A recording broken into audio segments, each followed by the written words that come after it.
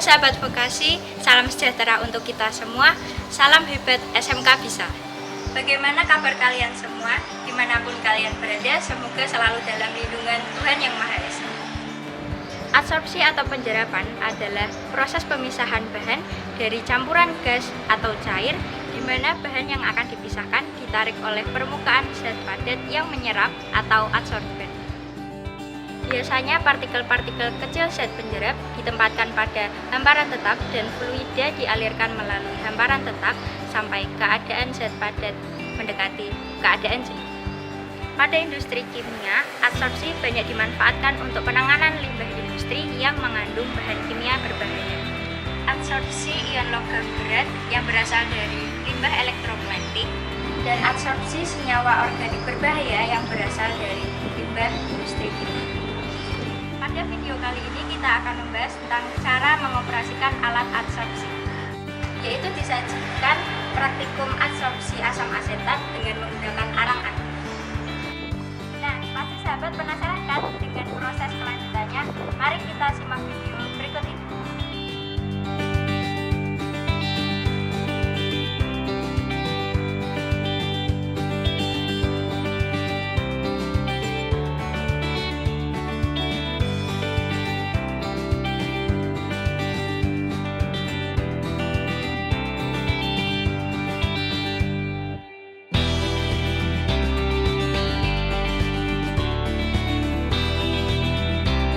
Siswa mengenakan alat pelindung diri berupa baju kerja, hairnet, safety goggles, masker,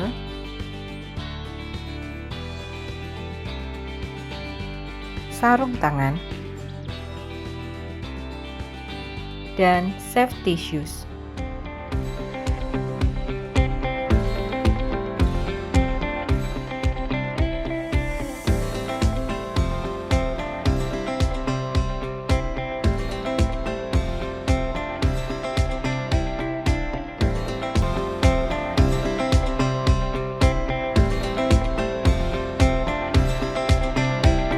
Nah, untuk alat adsorpsinya sudah ada di atas meja kalian.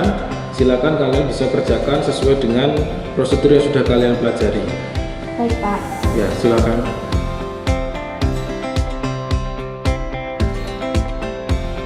Adapun alat yang digunakan dalam praktikum ini adalah satu set peralatan adsorpsi yang terdiri atas pompa, karbon blok,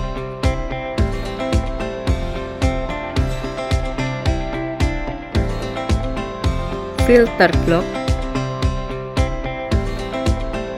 tabung kolom adsorpsi, dan selang penghubung.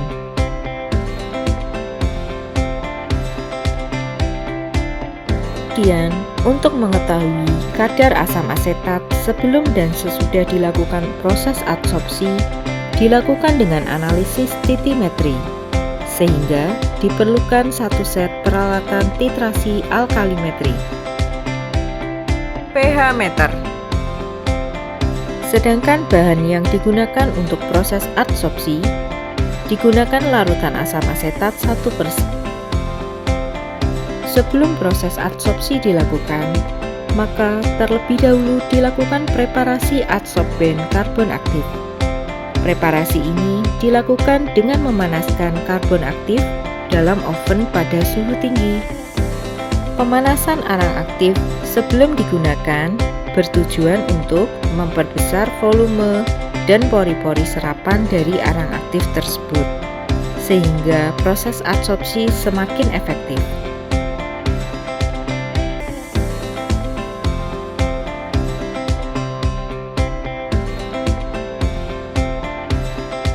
Tahap persiapan pada praktikum adsorpsi meliputi: pertama, melakukan pengecekan alat.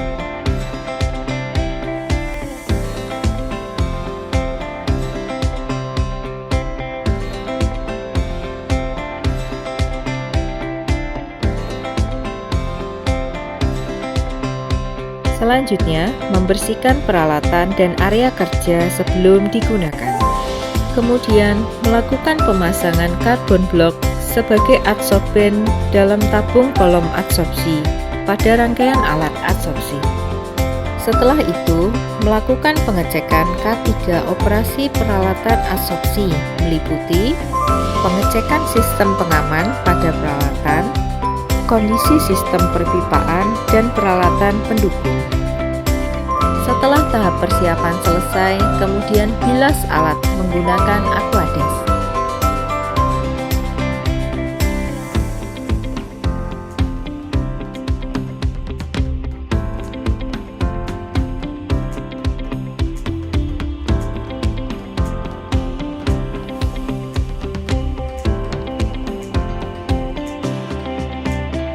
Proses pengoperasian peralatan adsorpsi dimulai dengan startup peralatan adsorpsi dilakukan sesuai prosedur.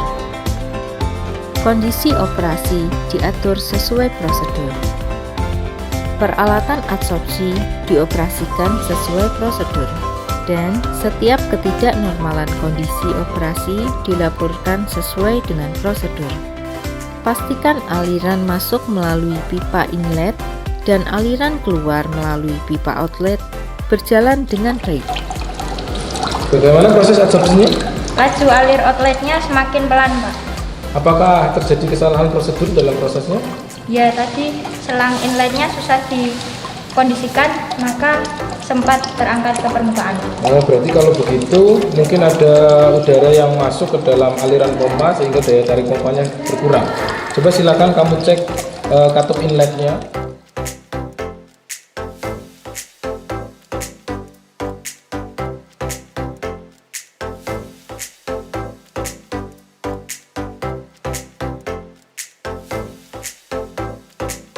Jangan dibuka.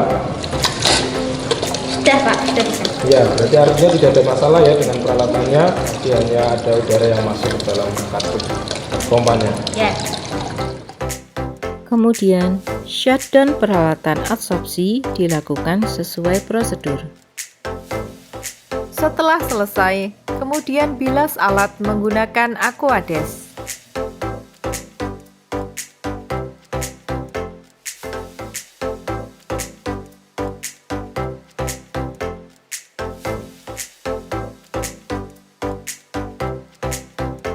Proses pengujian dilakukan dengan menggunakan dua cara, yaitu yang pertama dengan mengukur pH, dan yang kedua dilakukan dengan analisis kuantitatif titimetri, penentuan kadar asam asetat sampel limbah awal sebelum dan sesudah proses adsorpsi. Pada pengujian yang pertama, dilakukan pengukuran pH, yaitu dengan menempatkan sampel dalam beker glass. Beker glass 1 adalah kontrol menggunakan Aquades. Beker glass 2 adalah sampel limbah awal dan beker glass 3 adalah sampel limbah setelah proses adsorpsi. Kemudian ukur pH larutan dengan menggunakan pH meter.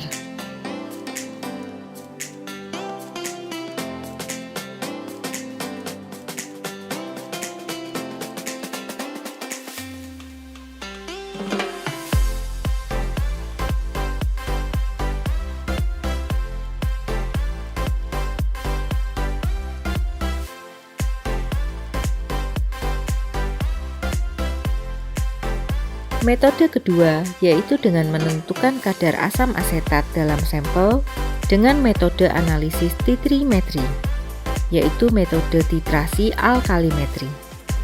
Proses titrasi dilakukan dengan mentitrasi sampel larutan asam asetat dengan larutan standar NaOH sesuai dengan prosedur. Hasil titrasi kemudian dianalisis hingga diperoleh kadar asam asetat.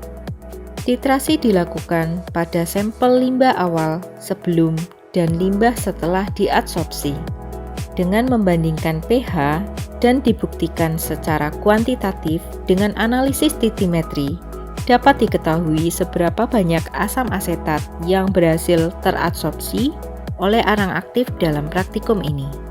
Setelah praktikum selesai, siswa membersihkan kembali peralatan gelas dan membilas alat adsorpsi dengan Aquades, serta mengembalikan peralatan seperti semula.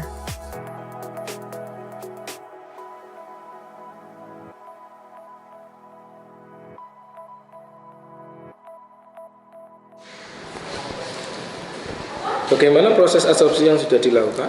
Setelah dilakukan pengujian pH dan juga pengujian titrasi, terjadi penurunan kadar asam asetat setelah melalui proses adsorpsi. Ya, jadi benar ya apa yang sudah dilakukan berarti. Nah, kira-kira hal apa saja yang perlu diperhatikan dalam proses pengoperasian peralatan adsorpsi? Yang pertama, adsorben harus dipanaskan terlebih dahulu agar pori-pori membesar dan daya serapnya semakin maksimal. Ya, betul sekali. Terus selanjutnya? Selanjutnya harus selalu memeriksa dari awal, pertengahan sampai akhir proses operasi dilaksanakan. Nah, contohnya seperti? Contohnya pipa outlet dan juga inlet harus terpasang dengan baik, Ya. dan juga tabung adsorben harus rapat dan tidak mengalami kebocoran sama sekali. Ya, tepat sekali. Terima kasih untuk hari ini sudah bekerja dengan sangat baik. Nah, demikianlah serangkaian proses pengoperasian peralatan adsorpsi. Semoga dapat menambah pengetahuan dan wawasan sahabat sekalian. Jadilah pribadi yang jujur, disiplin, sopan santun, dan bertanggung jawab. Salam hebat, SMK bisa.